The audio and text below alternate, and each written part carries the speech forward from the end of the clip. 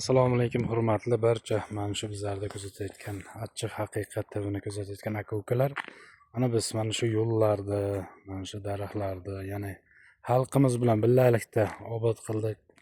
Qo'ldan kelgancha avvalambor hali bor bitmagan ishlarimiz, lekin boshlagan loyihamiz birinchi, ya'ni sahifasi yakunlash arafasida yakunlandi, ya'ni mana bunday suvlar chiqardik xalqimiz bilan birgalikda.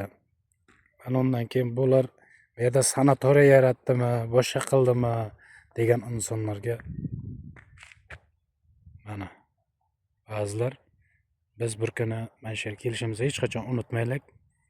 Bu qilgan ishlarimiz nima uchun? Mana shu yerlarda bir obod qilish uchun, mana shu xalqimiz bilan birgalikda musofirda yurgan aka-ukalarimiz barchamiz birlashib, albatta bu mana shu yerda o'zimizni, ya'ni qishloq yigitlari bilan fuqarolarimiz bilan birgalikda birgab qilgan ishlarimiz. Albatta biz Achchiq haqiqat TV buni albatta loyihani olib chiqqan edik, lekin xalqimiz bilan birgalikda bu narsani qildik. Albatta u hech kimga yashirish keragi yo'q.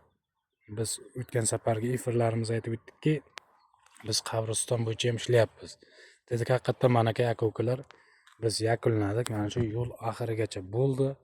Nasibsa albatta qishlog'imiz va musofir aka-ukalarimiz bilan bo'lgan ish bu. Mana biz yakunladik. Nasibsa bu final, to'g'riroq tushuntirganda yakuniy qism. Biz yana 6 oydan keyin mana shunday loyihaga qo'l uramiz. Aka-ukalar, bir kun hamma bu yerga mana shu yerga keladi.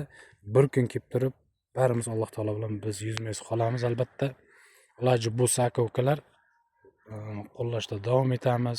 Mana shunday ishlarga bosh qo'shamiz. Qo'limizdan kelgancha birgamiz va manaki daraxt hamma narsa tashkil qildik.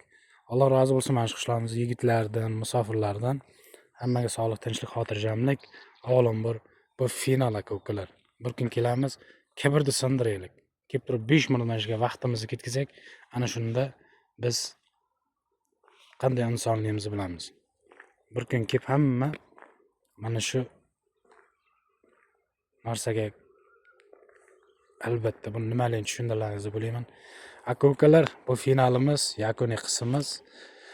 Hamma o'zini ehtiyot qilsin, sog' bilan salomat bo'lamiz.